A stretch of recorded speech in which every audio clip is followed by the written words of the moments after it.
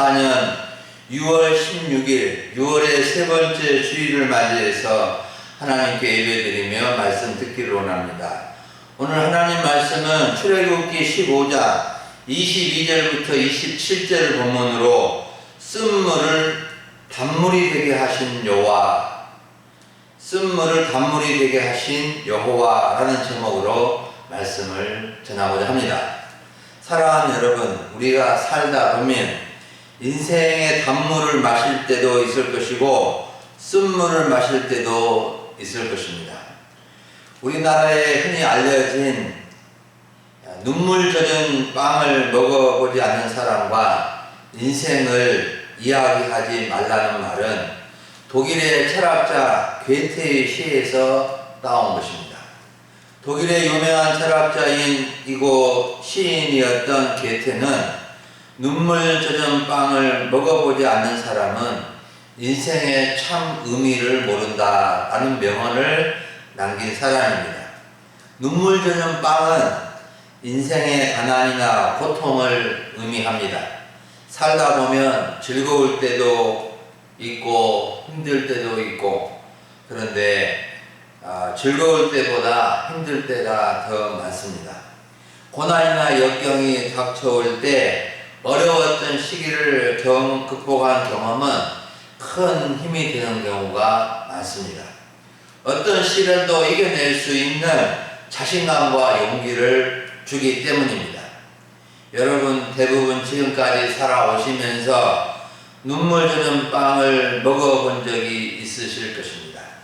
저는 어릴 적에 부모님의 농사일을 조금 거들면서 비 오는 날 모내기를 할 때인 것 같은데, 비옷을 입고 빗물이 몇 방울 떨어진 밥을 먹어본 적이 있습니다.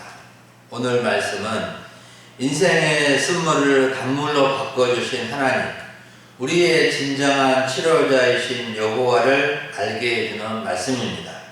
우리도 하나님을 깊이 알고 도우시는 하나님, 치료자이신 하나님을 만난 인생이 되면 좋겠습니다.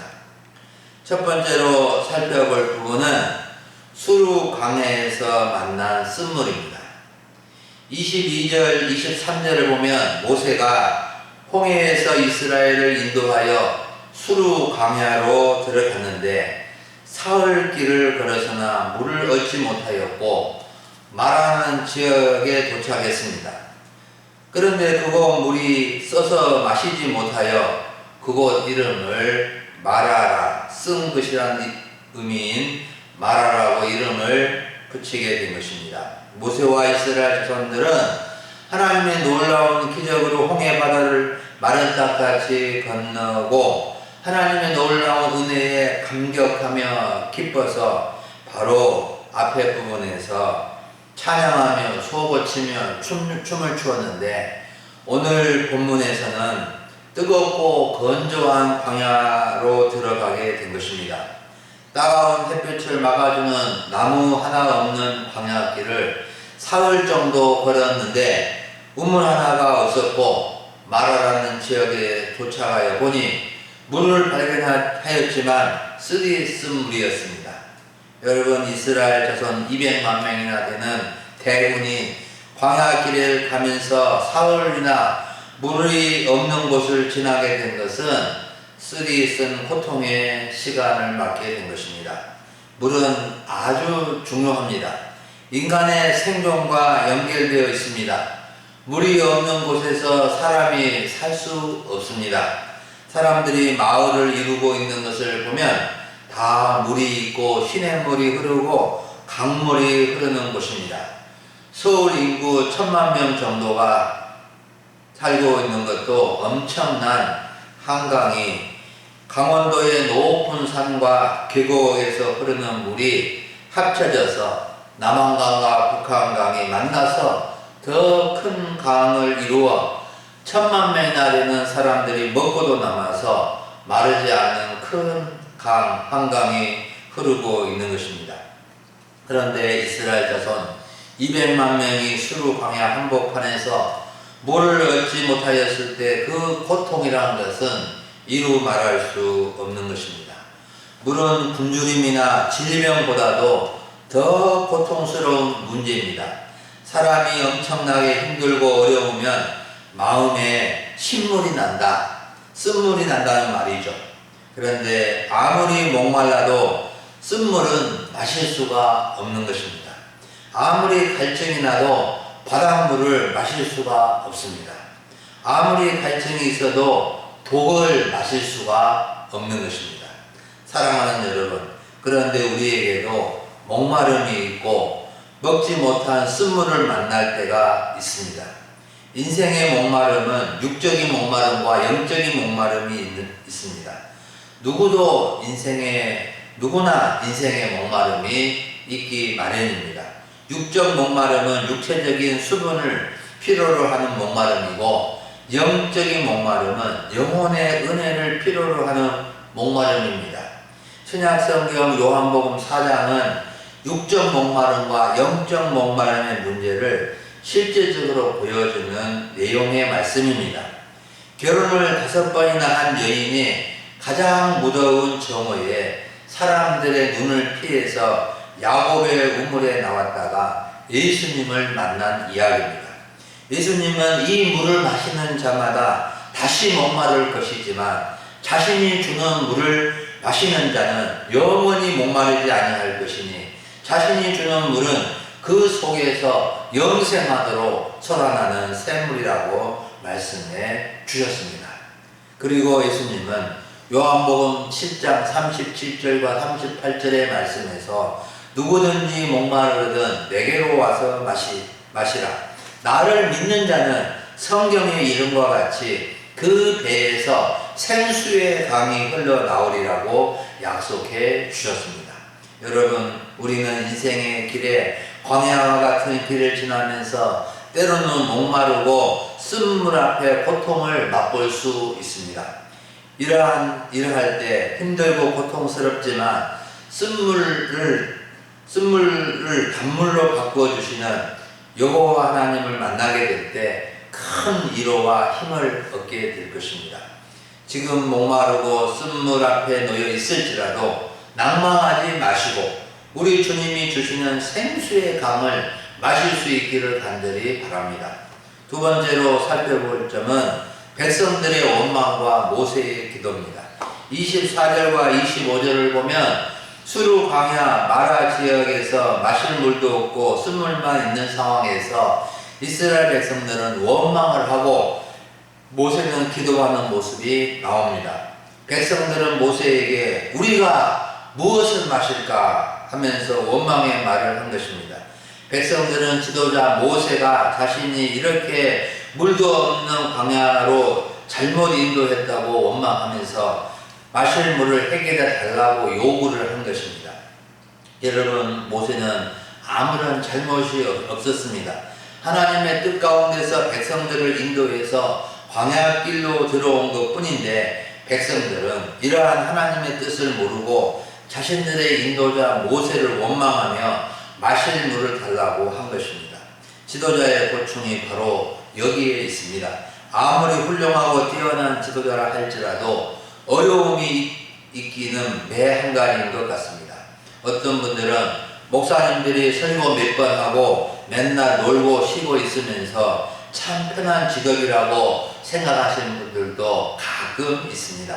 하지만 결코 편하고 놀고 먹는 일이 목회자의 일이 아닙니다. 여러분, 목사님들은 매일 기도하고 말씀을 연구해서 전하고 금요일과 토요일은 온통 주일 예배의 준비에 매달립니다.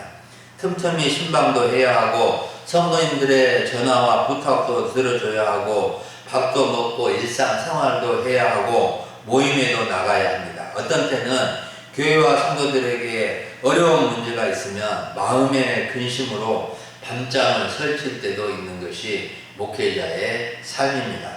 우리 금일소망교회는 좋은 교회로 알려져 있어서 원망하는 소리는 거의 없는 편이지만 그래도 오해해서 서운하다는 말을 간혹 들으면 낙심이 되고 시험거리가 될 때도 있습니다. 여러분, 혹 지도자를 원망하고 싶을 때 더 기도하시기를 바랍니다. 물론 지도자는 아무리 백성이 원망해도 다투지 않고 더 기도해서 하나님의 도우심을 받아야 합니다. 모세는 백성에게 원망하는 소리를 듣고 하나님께 나아가 부르짖었습니다. 모세가 정말 훌륭한 하나님의 종인 것은 하나님의 백성의 원망 소리를 듣고 지도자 못해 먹겠다, 나보고 어쩌란 말입니까? 반문하거나 따지지 않고 하나님께 부르짖은 것입니다. 여러분, 참 지도자, 참 목자는 백성들의 원망을 가지고 백성들의 문제를 가지고 하나님께 나아가 부르짖어 해결을 받아야 합니다. 지도자가 기도하지 않으면 문제 해결의 길이 없게 되는 것입니다. 그런데 지도자에게도 기도의 동역자가 참 중요한 것입니다. 지도자에게, 목회자에게 기도가 막히지 않도록 함께 기도하는 것이 매우 중요합니다.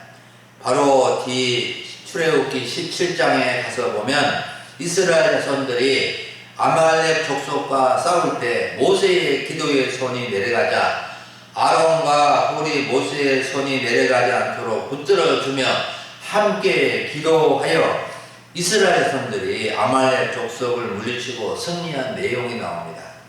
우리 예수님께서 십자가의 죽음을 앞두고 겟세마네 동산에서 간절히 기도하시면서 제자들에게 함께 깨어 기도하자고 하였지만 제자들은 피곤하여 잠을 쿨쿨 자고 말았습니다.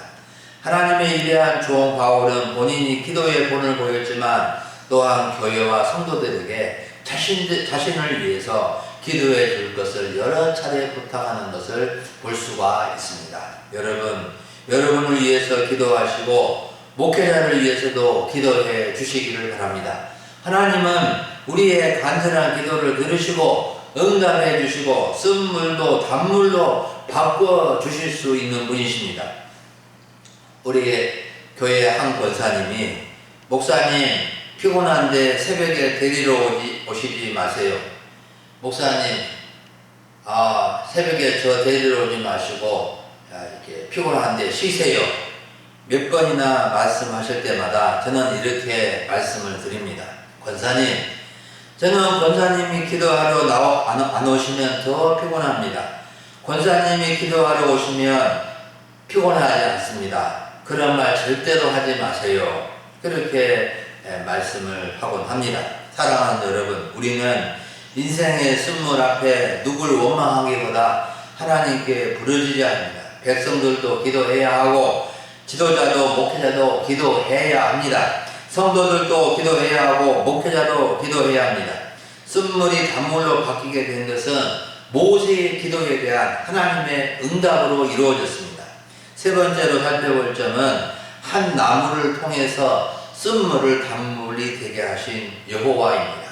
25절을 보면 모세가 백성들이 물을 얻지 못하고 쓴물로 고통 가운데 있을 때 여호와께 부르짖어 기도하였는데 하나님께서 즉시로 간단하게 해결해 주신 것을 알 수 있습니다.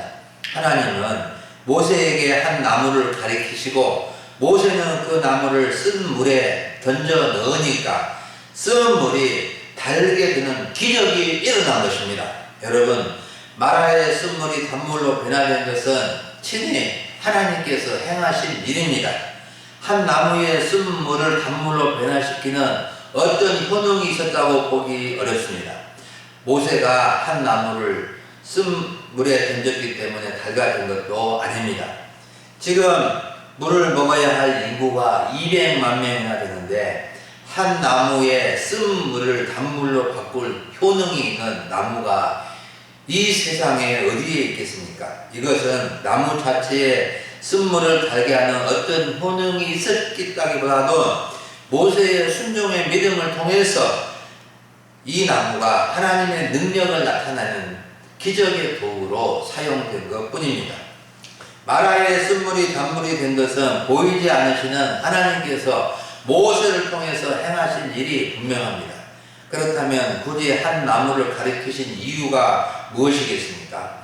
하나님은 말씀 한마디로 천지 만물을 창조하시고 못하실 것이 없으신 분인데 한 나무를 사용하신 이유가 무엇일까요? 여기서 한 나무를 가리키는 것은 만국을 치료하며 죽은 것을 소생시키는 생명의 나무를 예표한 것입니다. 요한계시록에 보면 생명나무가 4번 사용되었는데 이기는 자, 믿음의 승리자들에게 생명나무의 열매를 먹게 하였고 만국을 치료하는 데 사용된 것을 알 수 있습니다. 여러분, 여기서 중요한 것은 여호와는 쓴물을 단물이 되게 하시는 분이시라는 겁니다.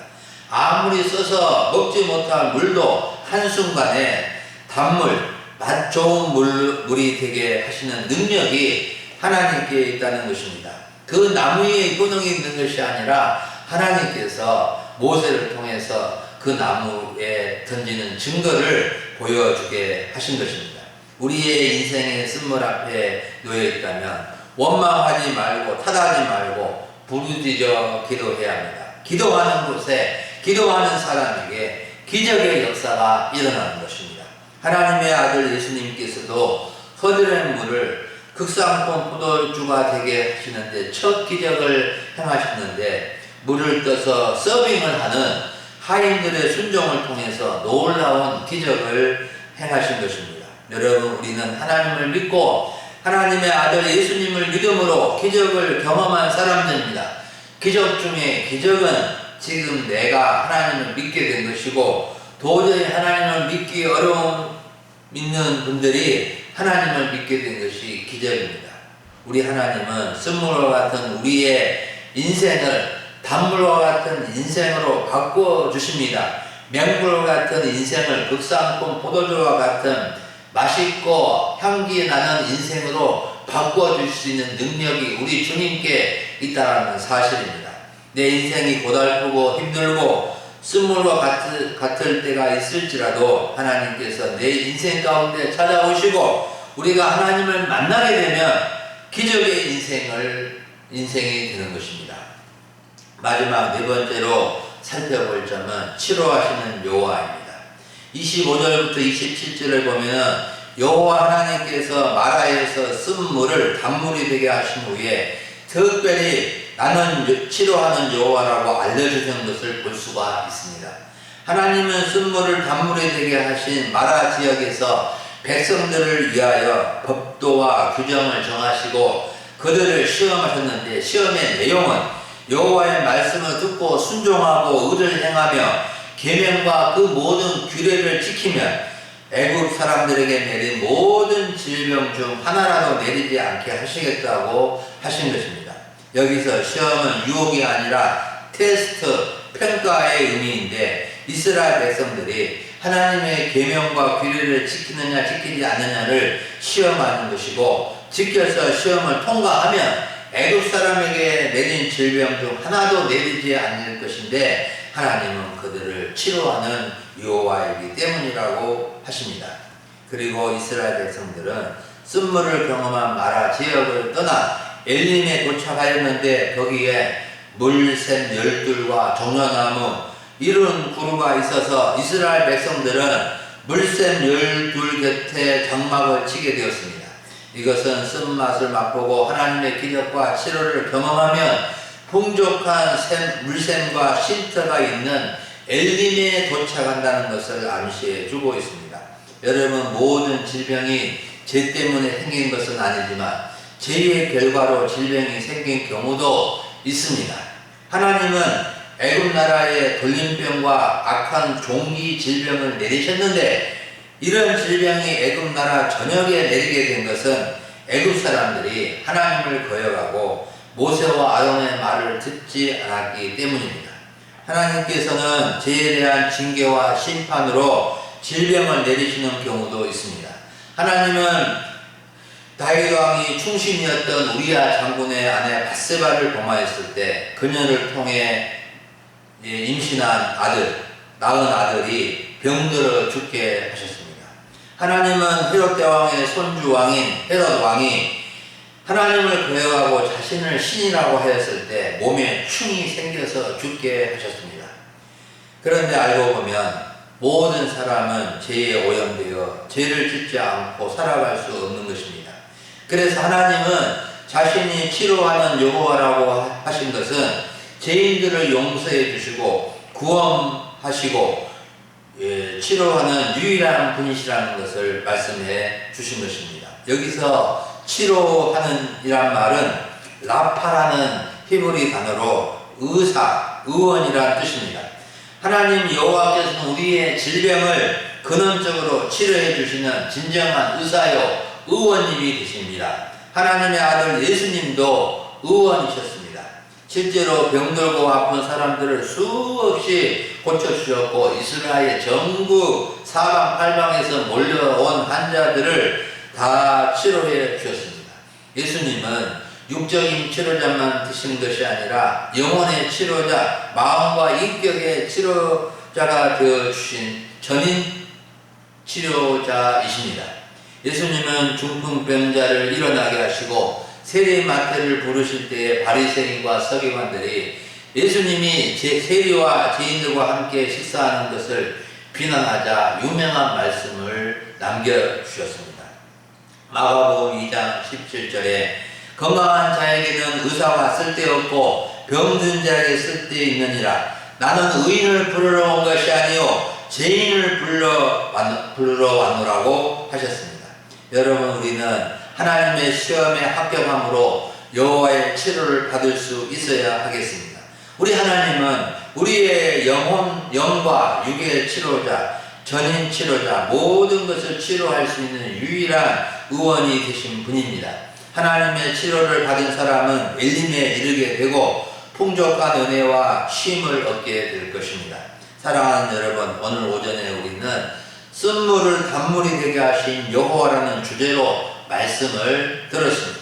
우리는 광야와 같은 인생길에 인생의 쓴물과 같은 고통과 어려움을 만날 수 있습니다. 혹 쓴물과 같은 상황에 있는 분들이 계십니까? 전체적으로 나라적으로 쓴물을 만난 경우도 있고 개인적으로 가정적으로 쓴물을 만난 경우도 있을 수 있습니다. 우리는 인생의 쓴물을 만날 때 이스라엘 백성들처럼 원망하기보다 모세처럼 기도하여 하나님의 도우심을 받아야 하겠습니다.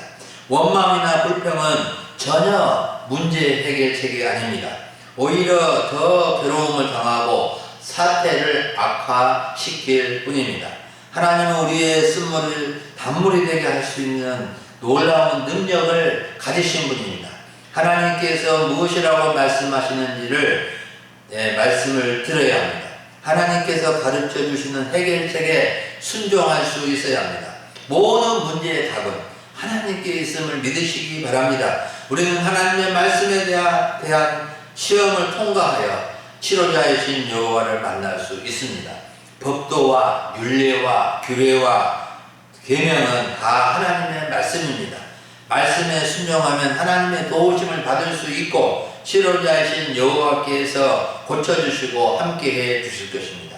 우리는 마라의 쓴물이 단물이 되게 하시는 여호와를 만나게 될 때 많은 샘물과 종려나무 쉼터가 있는 엘림 같은 곳이 기다리고 있음을 알아야 됩니다. 우리 금일 소망교회 성도님들과 함께 예배드리는 모든 분들께 쓴물을 단물되게 하시는 하나님의 은혜가 충만하시기를 간절히 바랍니다. 기도하겠습니다. 하나님 아버지 감사합니다. 오늘 6월의 세 번째 주일 주 앞에 나와 예배하게 하시고 쓴물을 단물이 되게 하신 여호와를 알게 하시니 감사합니다. 주여, 우리에게 인생의 쓴물 고통을 당할 때 불평하고 원망하기 쉬운데 주여, 불평하고 원망하는 말을 듣거나 할 수밖에 없는 상황에서 아버지 더 하나님께 기도하게 하시고 하나님의 인도하심 따라서 하나님의 말씀 따라 순종함으로 치료와 회복을 경험하고 하나님 아버지 엘림의 12 샘물과 70여 종려나무가 있는 쉼터가 있는 곳에 참된 회복과 쉼을 얻는 우리 모두가 되게 하여 주옵소서. 예수님의 이름으로 기도하옵나이다. 아멘.